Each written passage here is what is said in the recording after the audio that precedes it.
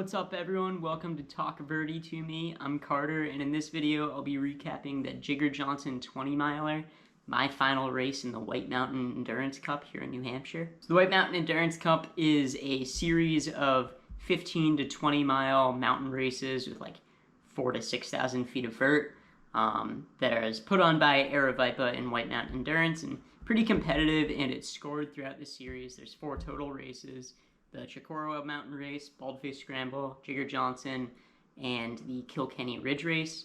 And your 3 best races are scored, and I was doing the first 3 races in the series, and I just wrapped that up. I'm not able to do the Kilkenny Ridge Race, so yeah, I'm all complete. So going into the Jigger Johnson 20 miler, I was second place in the series, getting 3rd at the Chicorowa Mountain Race and at the Baldface Scramble. And so I was going into Jigger Johnson, wanted to have a good day and potentially compete for that #1 spot in the series, but my main goal was really just to get on the podium. That would be huge. I kind of saw the race in the entrance and thought that there were 7 or 8 people really competing for the podium, and so it was a tough field, definitely the most stacked field of the races I've done so far this year in the Cup Series. Chicorowa was pretty strong, but I'd say that Jigger Johnson was deeper. And so the way the course works for Jigger Johnson, it starts out with 5 miles of pretty flat, runnable terrain, all with under 400 feet of elevation gain. And then it proceeds to go really steep up Osceolas, across that ridge and down a little dirt road descent, and then really steep up to Kumse, and then down to Kumse, and end with like 3 miles on Nordic ski trails, pretty flat and like a net downhill. And so my plan going into the race was take the first 5 miles decently chill. I thought some people would go out at like 6:30 pace and kind of burn themselves. So my thought was go out at an effort that I thought was, sustainable for the race. And then when I got to the first climb, my strength is usually steep uphills, whether it be running or like power hiking with the hands on the knees. And so I did that. I went out at around 7:15 pace average for those first like 5 miles, and got to the first climb in around 6th, 5th place, and then really started gunning it up that climb. On the flats, I was trying to keep my heart rate around 170, 175, and then on the uphills, I let it go up as high as like 185, because I know for me, like, I can sustain 175, 180 heart rate for these kind of like 3 to 4 hour mountain races. So that was my goal. And as soon as I hit that steep climb up Osceola, I was passing people left and right and got up to 2nd place by the time I got to the top of that climb, which I was really happy with. The guy in first, Eli Nixon, he's on the Bermuda national team and like very talented.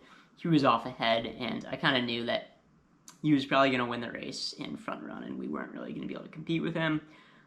And so I was super pumped for 2nd place at the top of that climb. I thought 2nd was the best I could end up finishing in the race. So after getting to the summit of Osceolas in 2nd place, I really started hammering the downhills. I'm usually weaker on technical descents, and like if I get past, that's usually where I get past. But I was feeling really good today, and I felt like I was moving really well. I didn't get past for the first like at least halfway down the descent.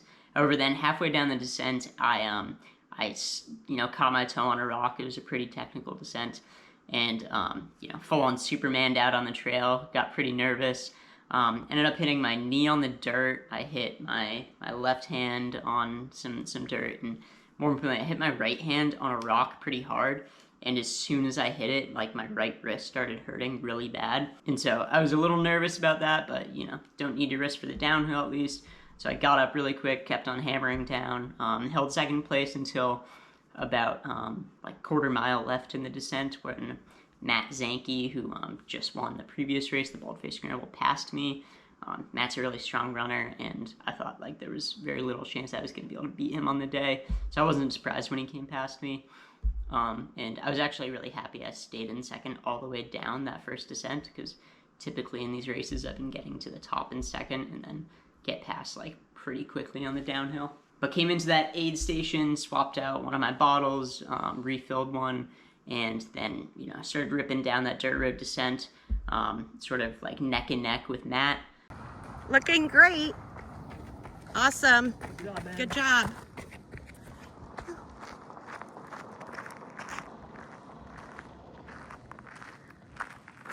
John, what time is it? Because I want to tell Carter. So 7 minutes ahead is first. You look awesome, Carter. You're in third place. Got to see my parents and some other people cheering on that descent, which was pretty sweet. And then started the climb up to Kumse at like mile 12 of this 20-mile, 6,000 foot race. And it felt like climbing up to Kumse should be like right towards the end because it's just one climb, one descent, but it was just a little over halfway, which was kind of brutal to know. But when I started going up to Kumse, my legs were feeling pretty rough. For some context going into this race, I hadn't really been running any vert at all because I had been dealing with a knee injury, a bursitis in my knee, that when I was running flat, I had no pain, but as soon as I started running uphill, I started to get inflammation on the inside of my left knee. So I did no vert in the training for this race in the last like 3 weeks since Bald-Faced Scramble. Because of that, I think my legs weren't very bulletproof for uphill or downhill. And you know, my quads were hurting from the descent down Osceola, and as soon as I started climbing, my hamstrings started cramping up a little bit, which was really unfortunate. Normally, I could go to a really strong power hike, but because I hurt my right wrist, I couldn't like put a lot of pressure down on my quad with my right hand, so my power hiking was a little bit compromised, which was a bummer. But I was working my way up the climb up to Kumse. Matt went off ahead of me. I lost sight of him. So I was firmly in third place, and yeah, I was dealing with some cramps on the uphill, which was tough. And I started to see behind me someone coming up. His name's Steven Young. He goes by Buck Naked. Really funny guy. But he was slowly catching up on me. I was like hiking as hard as I could. My heart was in like the 180s. I was suffering for sure. Definitely my lack of long activities going into this race was really hurting me. Eventually, like right at the top of Tecumseh, which was like a 3,000 foot climb, Buck Naked caught up to me. I held him off on the summit of Tecumseh, started going downhill, and then he passed me on the downhill pretty quick, and sort of lost sight of him. The downhill in Tecumseh is these like stone stairs basically, and I'm a pretty short guy. I'm only like 5'6", versus this Buck Naked guy is like 6'4", and so I saw him and he was taking like 3 steps at a time, and I could take like 1 or 2, and so yeah, I lost him pretty quick. My size is very good for the uphills usually, but on the downhills I think I suffer a little bit from it. Probably a pretty, you know, even set penalty, but yeah, he dropped me hard, and I was like, okay, I'm in 4th now. I'm probably not going to catch him. I'm just going to try to run this downhill as fast as I can and get 4th place, even though, you know, I really want to get on that podium because I've gotten on the podium in the first 2 races.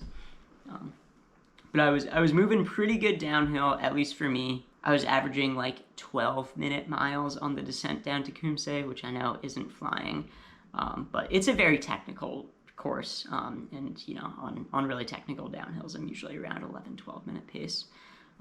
But finally got to the bottom of the Tecumseh descent in 4th place, and sort of like got to a ski access road for a little bit before going on some Nordic trails. Was able to look behind me and had like a really big window of vision, and I couldn't see anyone behind me, so that made me feel good.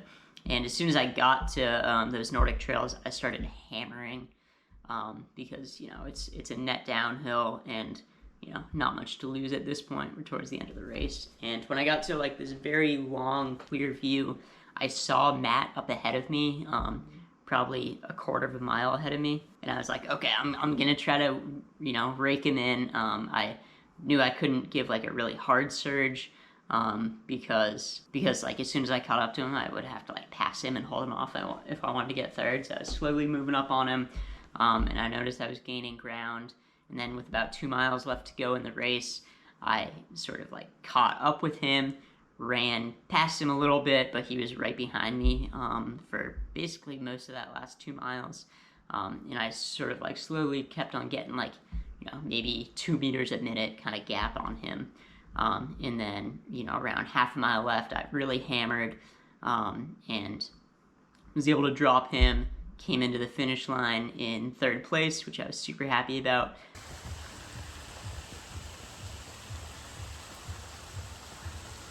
You got this, man. You got this. You got third. Good job, good job, good job. Kick it, kick it. Nobody's in your sights.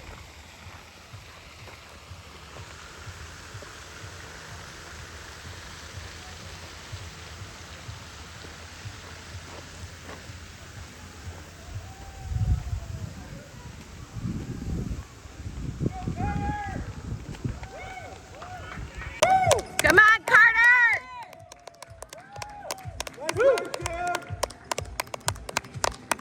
Carter, you are awesome! Awesome, awesome, bud. Awesome. 5:21.